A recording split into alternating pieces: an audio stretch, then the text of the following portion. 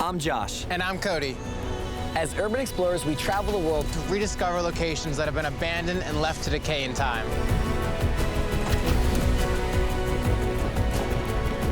Oh! We've created a personal bucket list of these forgotten destinations all over the planet. It's a true adventure. Together with urban exploring friends, we'll track them down, capture the beauty of their ruin, and unearth the stories that people have left behind. So it's going to be a lot of fun to explore. This is pretty rare and crazy what we're doing right now. This is like 100 years of dust. This looks like it's like for the chemical wars or something.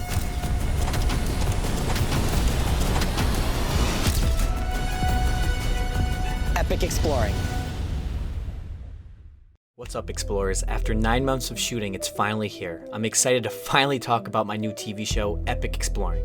In Epic Exploring, Cody and I are on a mission, and together with our urban exploring friends, we are traveling the world in search of the most spectacular abandoned locations on the planet. For example, like going to Chicago for a prison, or going to Svalbard by helicopter to an abandoned, frozen-in-time ghost town. But yeah, the list goes on, seriously. Guys, so I was having so much fun with this car that I think it just broke. You think so, John? Try turning on. But in this video, we are exploring Fukushima in Japan, but this time unseen places that no one in the world has seen. Water was literally up to here. It's an incredible story because if this building wasn't here, everyone would have, been really hurt or died in this area right here. And this was also for the TV show, but I was able to make a personal video for YouTube while filming the TV show. Now, to watch the TV show, the link is in the description down below. Insight TV is where the show is airing, and Insight TV is an online network with a monthly subscription similar to Netflix or Hulu, but costing as little as a fancy cup of coffee for a month access of $5. Now, while it does cost money to watch, it's because of the months of work around the world with a big TV crew involved to make this happen. The first episode, though, is totally free, and you can watch it on a laptop, phone, or smart TV. The show will run for about 10 weeks, and it's all in 4K ultra high definition. In addition to the 3 shows, if you buy the Insight TV subscription, you can get access to a bunch of other shows on Insight TV also. Oh, I forgot to mention, yeah, there is 3 shows of us. There is one of us trying to find ghosts with ghost hunters, and there's another one of us with local urban exploring friends exploring local parts around the world as well. So pretty much we got 3 shows. Guys, we've done Chernobyl, we've done Fukushima, the 2 most nuclear power plant disasters that ever happened in history, and pretty much the only 2 that actually caused so much damage that everyone knows about.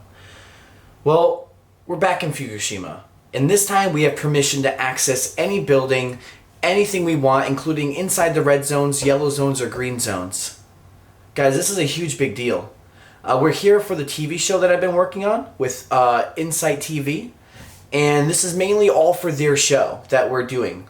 I mean, it's an amazing show that's going to be coming out, I'm guessing around October, November, and this is a video for them. Now this is huge, and this is pretty much all for them, but I'm here filming for them. But I was like, listen guys, Insight, I messaged Insight, I'm like, Insight, can I film a video? Can I film like almost like a sneak peek for you guys, but for myself, because I'm in Fukushima and I've been here, and there's so much more that I never got to see that now I can actually go see.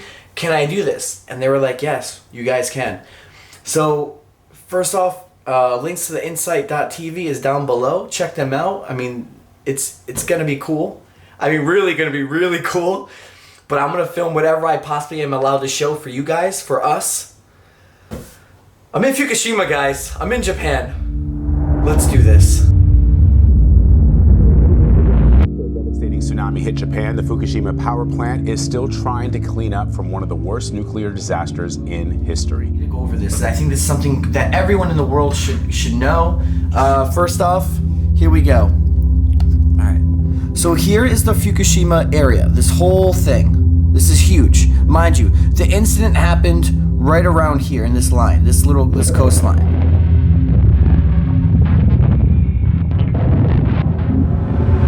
This coastline. Problem is, in the beginning, this whole entire thing was affected. If not everything was affected, sometimes going even over here, like the airwaves would move the radiation towards here.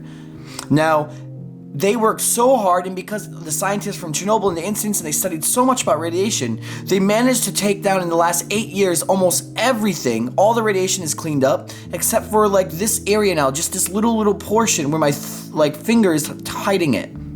Fukushima is safe. All here is safe, but the world is scared by it. No one in Japan wants to go to Fukushima no more. They think it's all contaminated. No one wants to even vacation there, nothing. And I think that's a big thing to bring up to you guys, that Fukushima is okay to go to, just not the red zone areas and not the areas around it. People are living in the green zones now. When we went 3 years ago, guys, it was completely different. It's getting better and better every day. And I just want you guys to know that.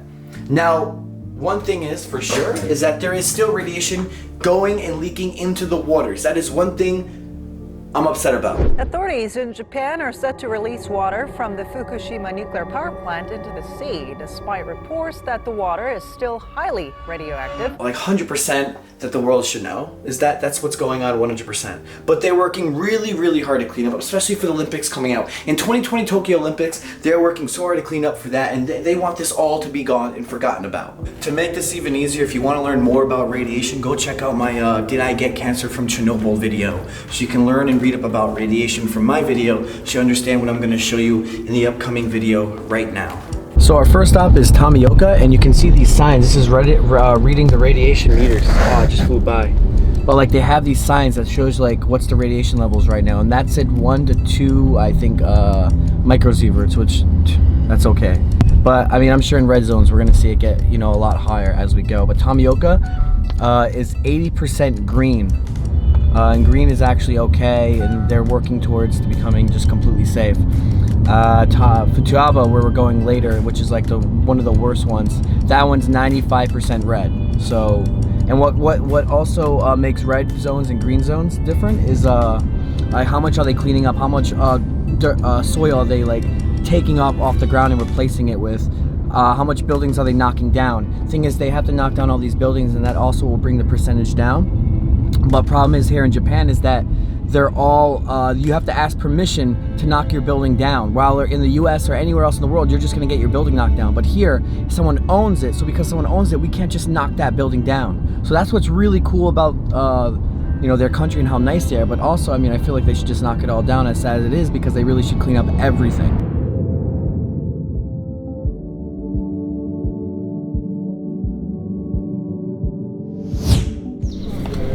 Right here is my whole entire squad, my whole entire film crew, my boys.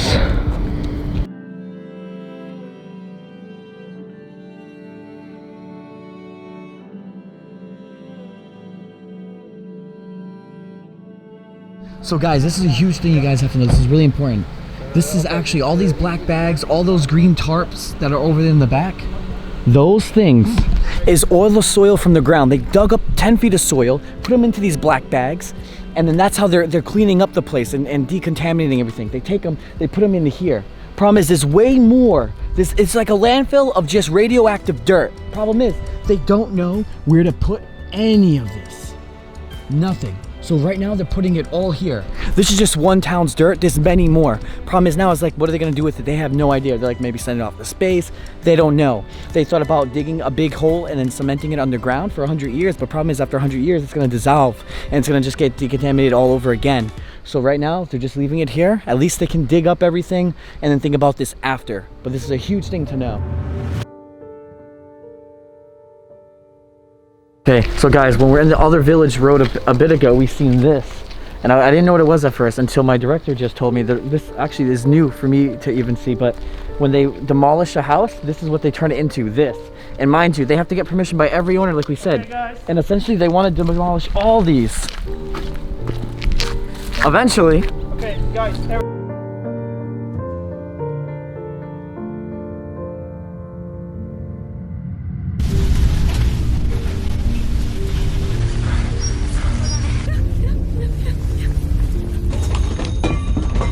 I'm gonna go under the desk. March 11th, 2011. A magnitude 9.0 earthquake strikes Japan. Oh my God, the building's gonna fall! So no, yeah, we're leaving. Where do we go?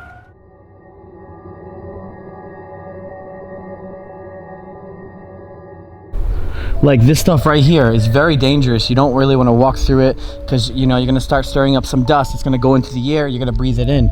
Keep it the way it is. Don't touch it. Again, it's dangerous, but it's also not horrible at all.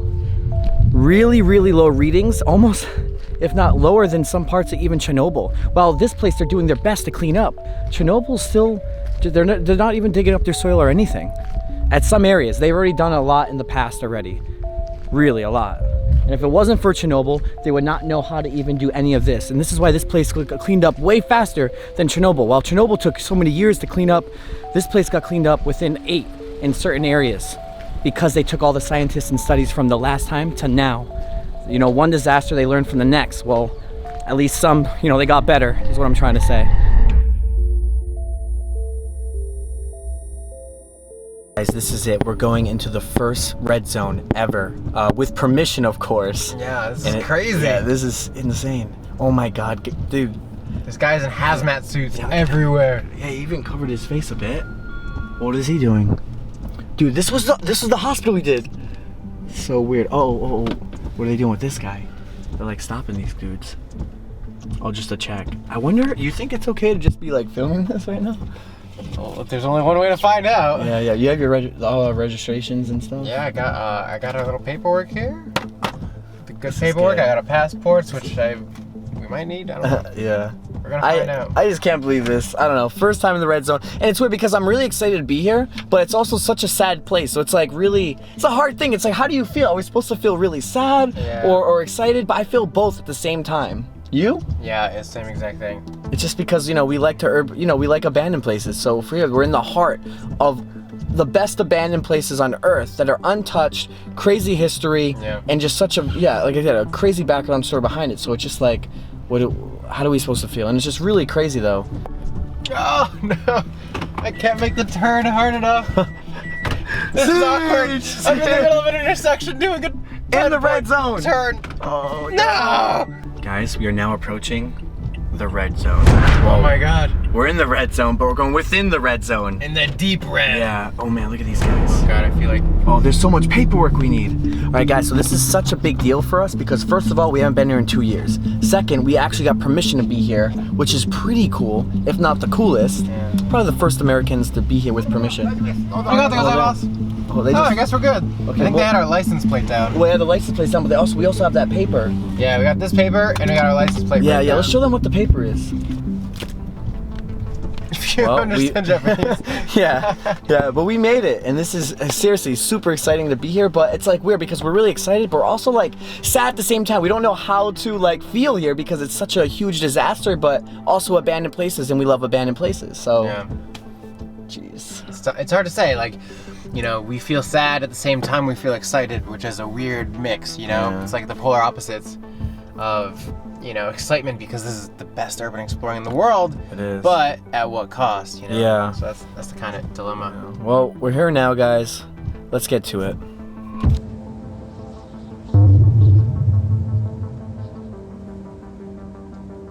Oh, look, is that the power plant? Oh my God. Yeah. Look at all the cranes. Yeah. That is the nuclear power plant that blew, and look how close we are to it. Yeah, we're right next to where this power plant went off. Guys, so you've seen the trash bags, you've seen all that stuff that we've seen. This is what we were talking about. This is what they think they want to do. They want to take all the radioactive dust, particle, dirt, soil, and put it into these huge things. These huge man-made holes that took 3 years to build. They want to just cement it and bury it down here. Again, there's no solution. This is their only solution. This is their town solution right here in Futaba, by the way. So this is massive, and I think we're like the first ones to ever even be a journalist to even report this, especially being American here. This is big. Cody, where are we? On the coastline of Fukushima, where no urban explorers have been. True. This is Futaba's coastline. This is legit a big deal. And we're here, and it looks really beautiful though.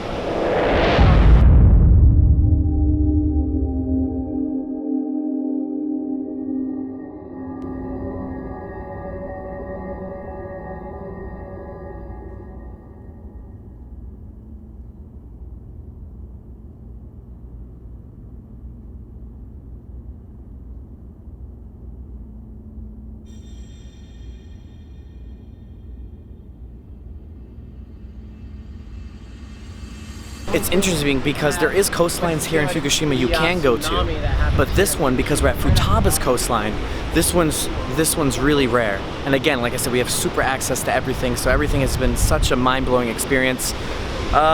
Again, all the crazy good stuff is for the show, but I'm showing you as much as I can show for you guys. And as much as they can over there to rebuild and fix and clean and decontaminate. If you can look in the way down there, you can see all the cranes and stuff.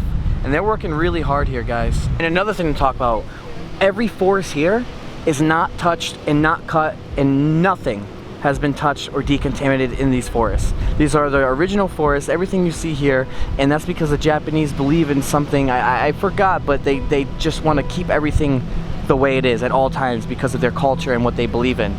So this can be really contaminated.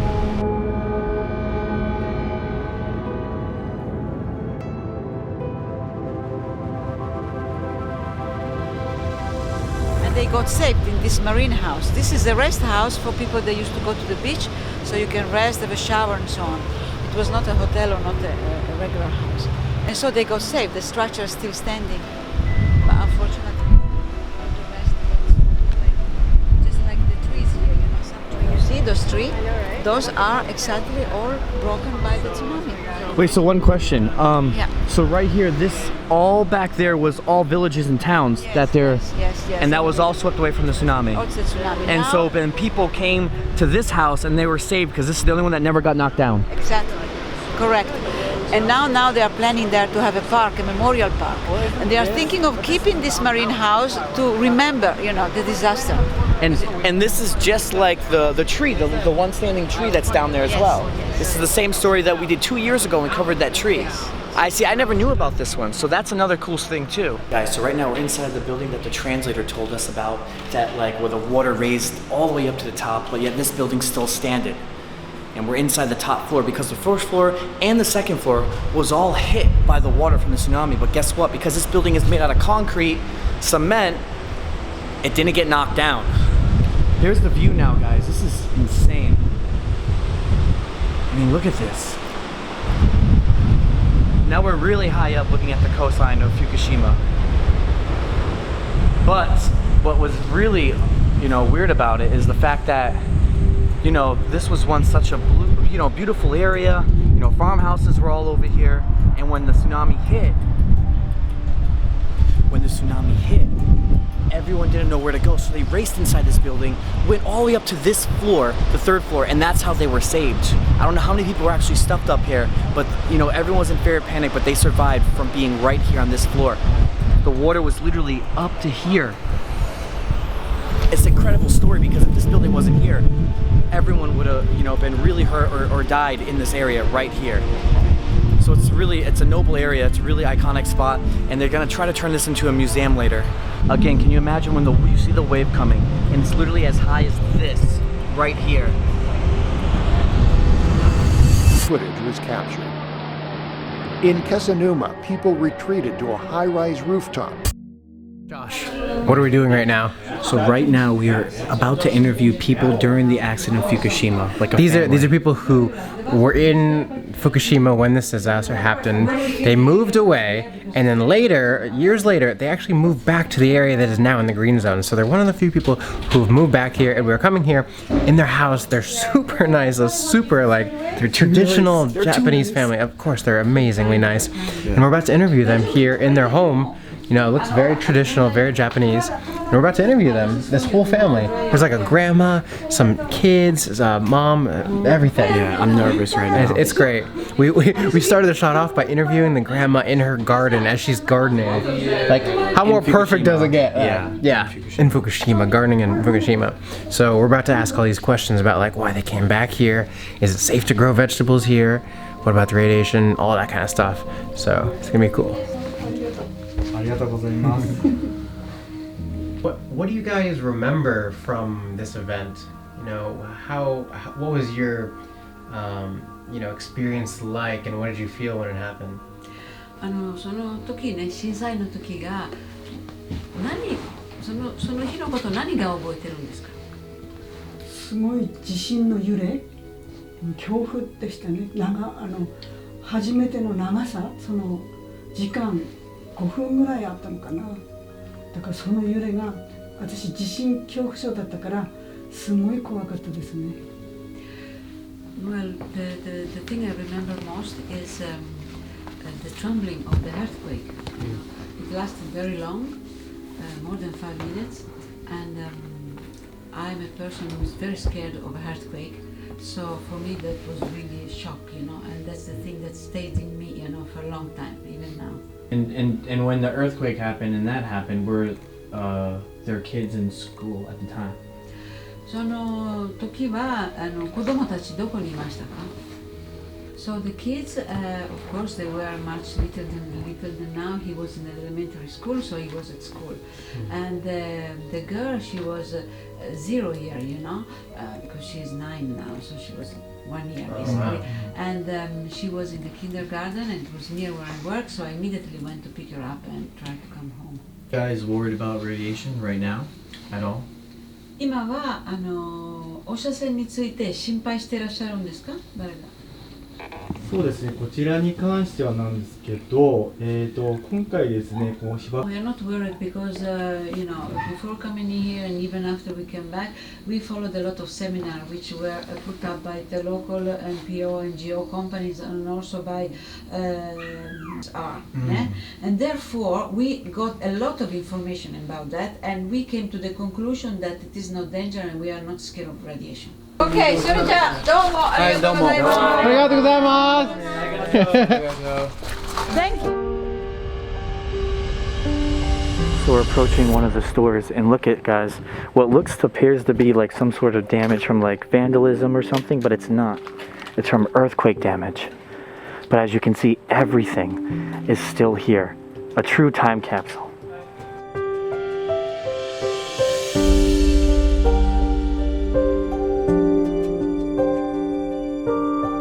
Explorers, this is so unreal. Even being here already and knowing everything about this place, it is still so unreal to be here and see it again. A Family Mart was right here. The light's just blinking. No one's here. A bike is left there. Abandoned vending machine. I mean, this is insane.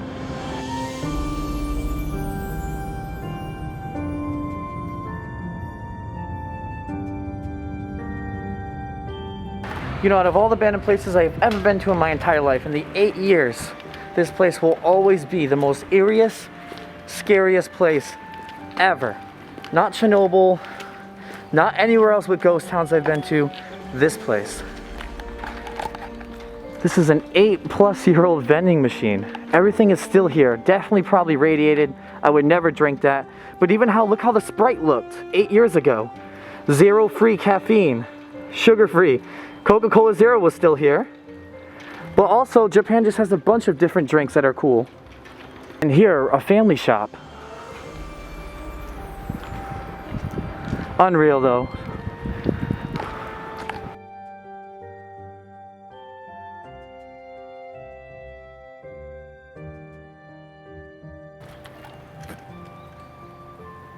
Who would have thought 2 years ago we were inside the Fukushima Futaba's hospital, and now in this show we're doing the nursing home.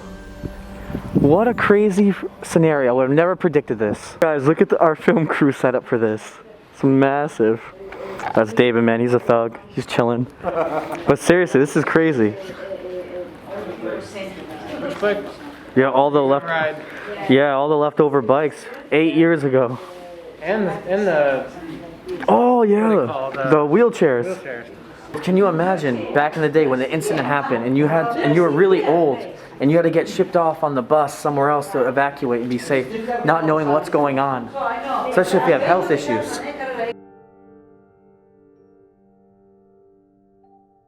Yo, I guaranteed you guys, we're probably the first ones to be in here in 8 years. Yo, our sound guy is looking like a boss with his mask. He's well protected.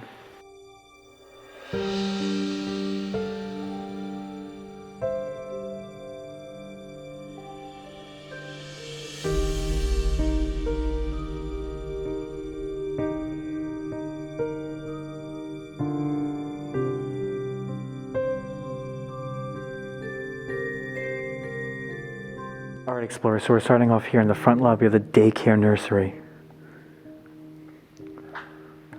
Check this out. Everything is still frozen in time.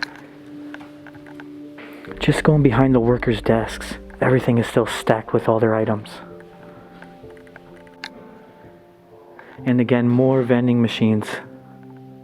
But not just one, but 3 vending machines. The Japanese have some amazing drinks for literally so cheap. It's always $1 or $1.20 a drink here. There's always so much cool stuff to drink. Ever. Or that drink. I've never seen both of these drinks. I think we also have to take in and remember that this happened 8 years ago, so there's going to be some cool drinks or flavors that we just maybe have never seen before. Actually, you're right. It's like looks like a boxed milk coffee. Yeah, we've never seen that one before. I was telling them, I was like, Cody, check out this one right here. These 2 drinks. You've never seen those 2, right? Oh, what the heck? No. That one looks like Ab, and that one looks like a weird robot alien thing. Yeah, almost like the Power Rangers or something. Yeah. So we have to take into account that when the evacuation happened, back in 2011, what happened and what was the purpose of this place back then was, this was a daycare nursery, but then when the earthquake happened, everyone came here for the shelter. But then the tsunami happened. And then when you think it's all over, then the nuclear power plant exploded the next day, and then that's when they were shipped. What they thought was here that was safe was then shipped out even 45 minutes away after this. Now even the old people, some of the old people were sick, and I'm going to show you something that's somewhat graphic. So right here is someone's blood. It's now stained into the carpet 8 years ago. It's really sad, it's upsetting. This was a traditional Japanese place to rest and sleep. Check this out. You want to know what these were for? This was the shelter's beds. Untouched, not moved, left here from 2011.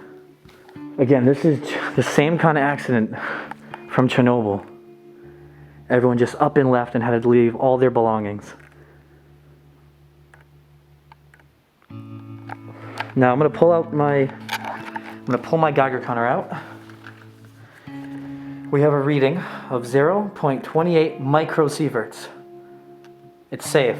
Reason why I have a mask on, it's a dust mask, just in case any sort of old radiation dust particles are in here. Mind you, all the doors, all the windows have been shut for 8 years. Nothing is getting inside here. It's just to be somewhat safe. I'll show you the meter. Hang on, and here we go. 0.31 microsieverts. Again, nothing to even be alarming. I can stay inside here for a week and nothing bad will ever happen.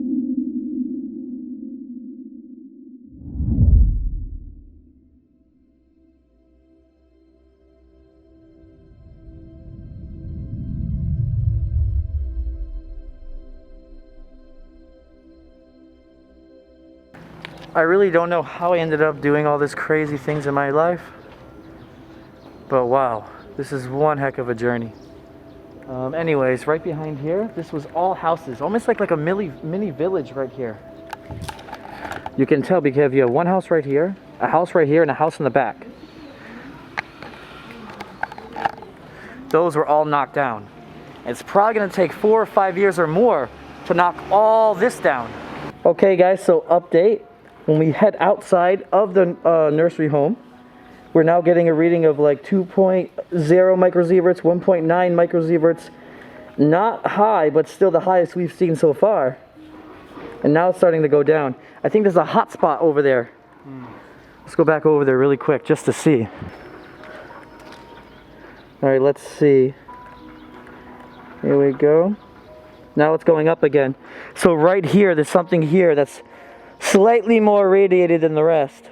Now, 2.0 microsieverts is really not bad at all. I mean, think about it, if you're getting an x-ray or a chest x-ray, you're still getting 0.5 millisieverts and things like that. And it takes 1,000 microsieverts just to make 1 millisievert. So it's not an issue here. It's about what you're breathing in. That's the problem here. Or it depends what radiation you're getting. There's alpha and there's 2 other ones, and Most likely we're getting alpha, which is like the weakest one. All right, guys, now we saved what I think was the most fascinating yet sad place, best for last.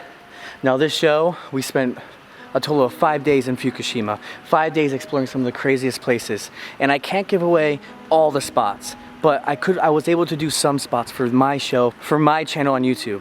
And this was the one I was like, I have to put in for the YouTube vlog.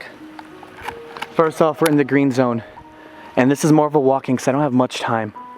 But we're in the green zone right now, and we're in Tomioka at this junior high school. Now it's completely untouched. And I'm gonna show you everything inside. That's pretty mind-blowing. And what really hit me the most here. So, we're gonna do a nice walkthrough, guys. Again, I don't have much time. First off, here's some of the kids that used to go here. Again, 8 years ago. Now a lot of them are grown up. Not everyone's grown up, right? Again, on the map, just to show you where we are, guys. We are right around here, this area. Not that you guys really might not understand Japanese, but yeah. So first off, I want to give this out. Look at this hallway. This hallway really looks like something off like The Grudge or The Ring, or you know, any of those Japanese, Korean horror movies.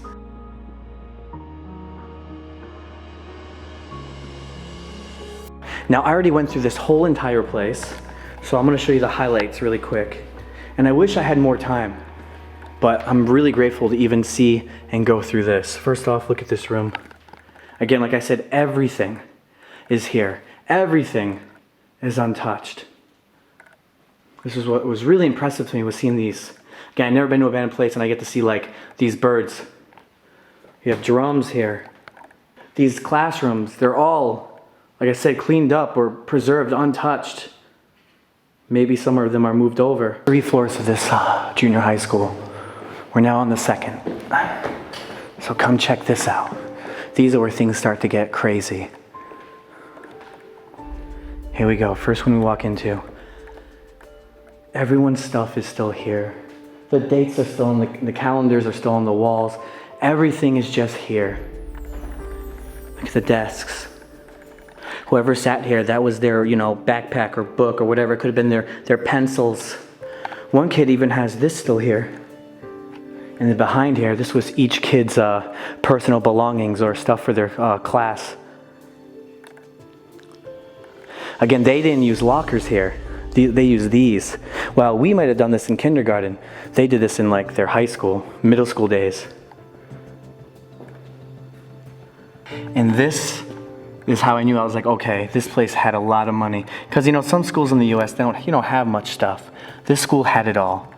You know, we had the tennis courts here, and then behind in the back, you know, you got the tennis courts here, and then over there behind it, there was a pool. And then they had this whole lawn to jog, run, do activities, anything.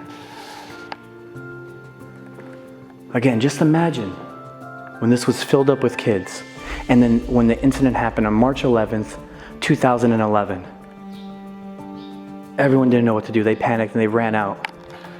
And what I was also thinking is like, just imagine like when you're the parent and you have a kid here, and it's like all this is going on, where do you go? Do you drive there? Do you meet them? Like what's going on? What's happening?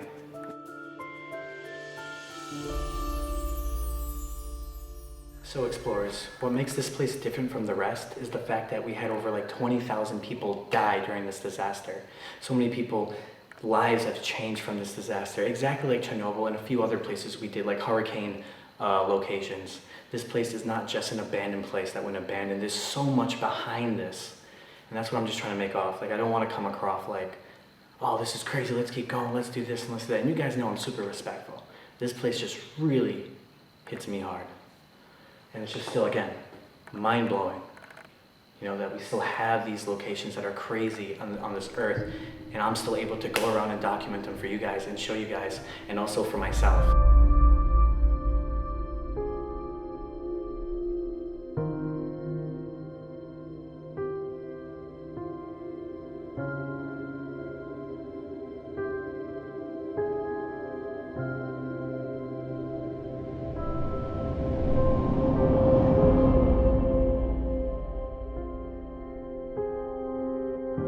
Now I'm gonna take you guys on the last floor where I found the music room.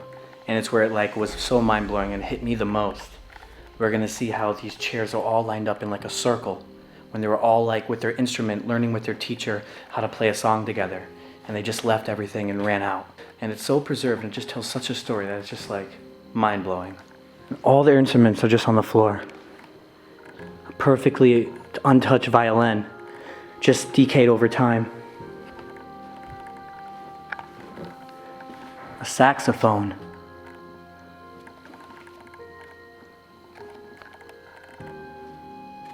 All their stuff is here. And even this one, I forgot what this is called.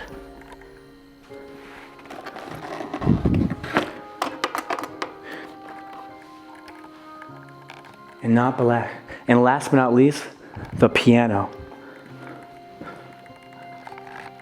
A really expensive piano, a Yamaha. It's like, how do they even get it in this room? And when you think it's over, it's not. Because it just gets better. Drum sets, guitars, everything.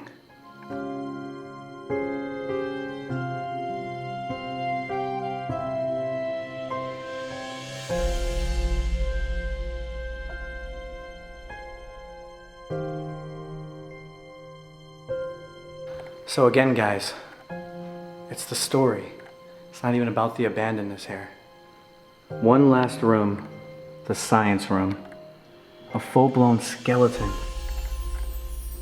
Different rocks that they were looking at the time. Maybe for crystals, granite. Test tubes, measurements.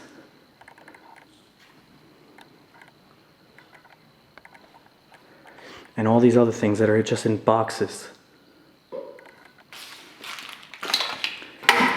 And old school, maybe, like I think this is a generator. The light's supposed to turn on, but the light's not turning on. Alright guys, it's time to get out of here. Everyone's literally waiting for me. I just covered so much in such a short time. Obviously you guys know that. I'll be going through here getting cinematics, drone shots, everything, but like I said, I'm filming for the TV show. And it's already over. By the time you see this, it's been over, so what an experience.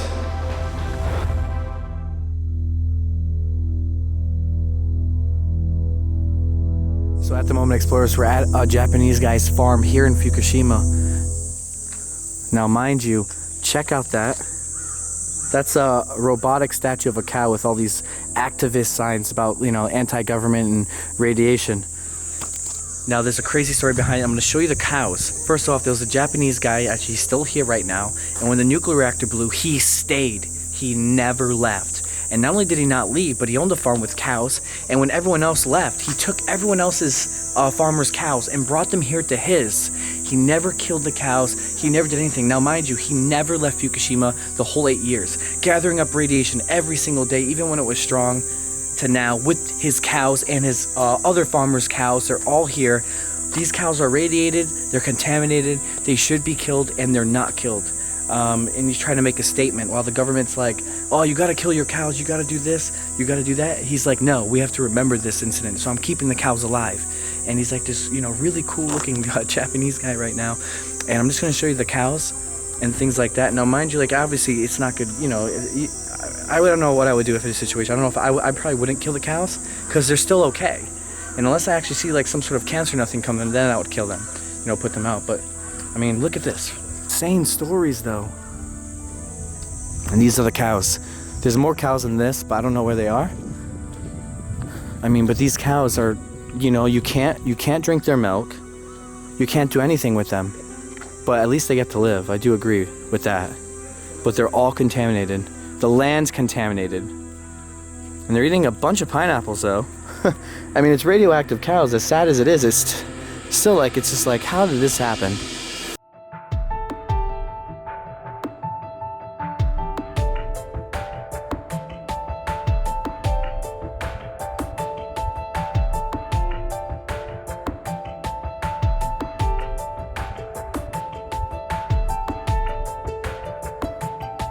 Want to see the pictures I'm taking of Fukushima, just check out my Instagram down below. It's Exploring with Josh. Just so you know if you want to see some exclusive. Inside the main hall, you got a bunch of different desserts that they make here. Wedding reception, must be like a little dessert cake. I bet you everything that's here is still available inside this vending machine right now. What's over here? This was a beautiful hall at one time. You can see the chandelier up there. A place that people used to get married at right here now is just destroyed, abandoned, and just really, it's such an eerie feeling here. It's like a dinner table. Yeah. And they did cooking on it. You can smell the whiskey sort of. Yeah. Imagine having a celebration here and then suddenly the 9.1 magnitude earthquake hits.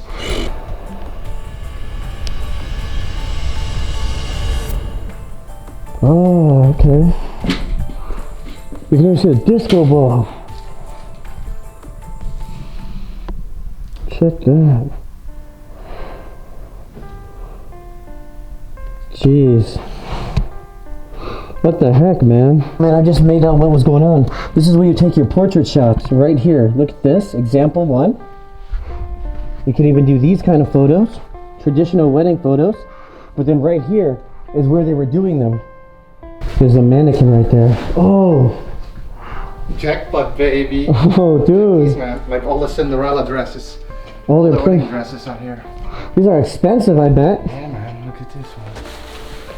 That's crazy. It's like, really like a fairy tale dress, right? Yeah, it is. Congratulations on your wedding. Very traditional room right here.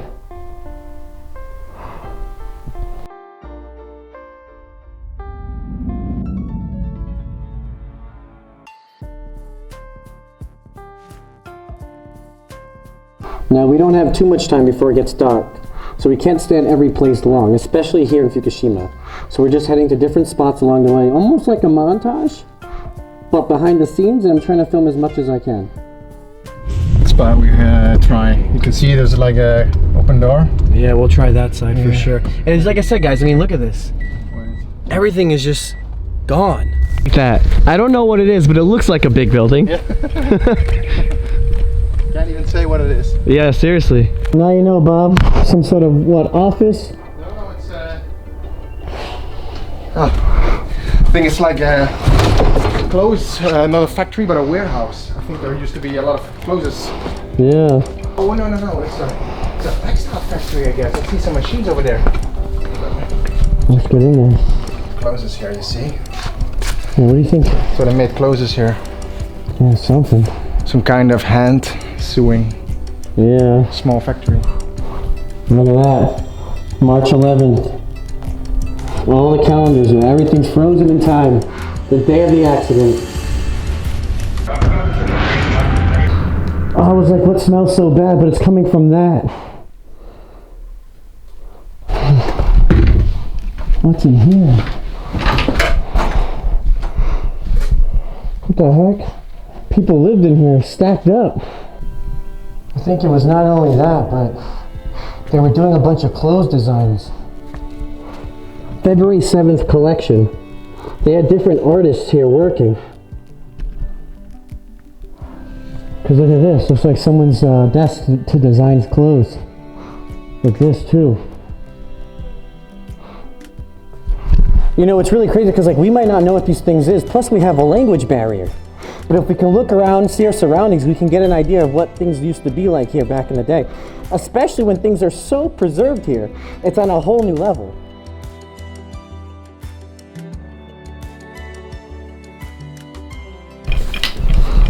Well, that's 2 buildings down within the first hour. So,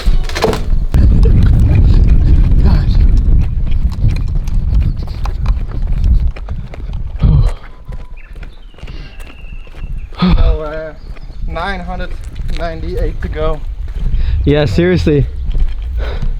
Do now is knock everything down.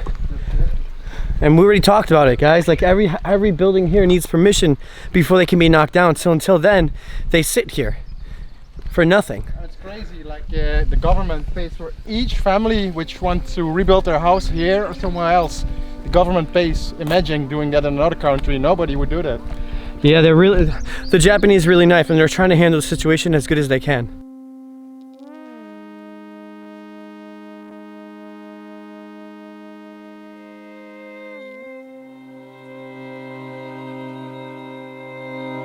Look at all the watches. Dude, they're expensive. 18,000 yen. 32,000 yen. Wow. That's crazy. That's crazy, man. True. Yeah, so guys, there's watches in here we just seen up to $650 in watches. Just one watch. And over here, where the necklaces were, they're all gone because most likely, I'm guessing they're stolen. Look at that. And down here, I think there were glasses in here or necklaces, but they're gone too. I mean, the dust is stacked up to the top here. I don't know what that is.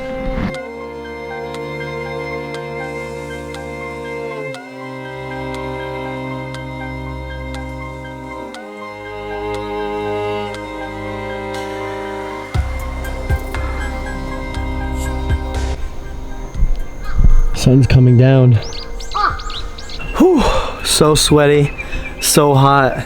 That watch store was pretty mind-blowing. Now, people did steal the rings, people did steal necklaces, but there were some really expensive watches and clocks in there, which is crazy because like that just shows you that, you know, there's stuff everywhere. We just gotta dig in and look for it and look around and try to find the best preserved spots. I'm trying my best to get photos here, but on this time limit, it's much more easier to actually take videos and walk around than it actually is to take photos because of the darkness.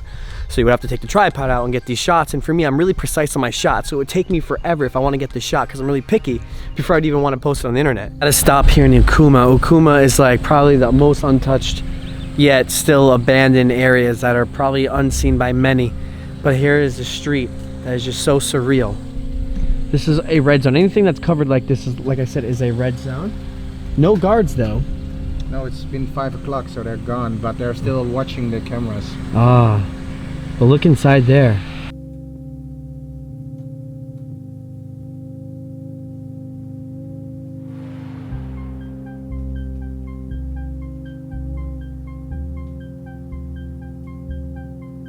Explorers, that is the end of the Fukushima video. Now this video, obviously, we got a big shout out to Insight TV, because if it wasn't for Insight TV, we would not be here right now. Insight TV, this was all filmed for their show, and the show is called Epic Exploring. I'm your host. Cody's also in the show, and Cody's the host as well, and we take you guys along to so much different abandoned places all around the world. Some of the best ones in the entire world, all filmed in 4K, high definition. It's gonna be insane. Links in the description down below to see more details on everything. Insight's links in the description down below as well. Guys, Fukushima is just a nightmare. It literally is a nightmare, and Japan's working really hard to fix it. And everything's starting to finally come together. After 8 years, people are starting to finally come back, and things are getting good. And so that's a really positive thing about it. And like I said, we go around and we're documenting everything, and we've been to spots that no one has ever seen, for sure. And it's a really crazy experience to be here. And I do hope you guys enjoy the whole show. So thanks again. Rise above. Just get out to explore. Peace and thanks for watching.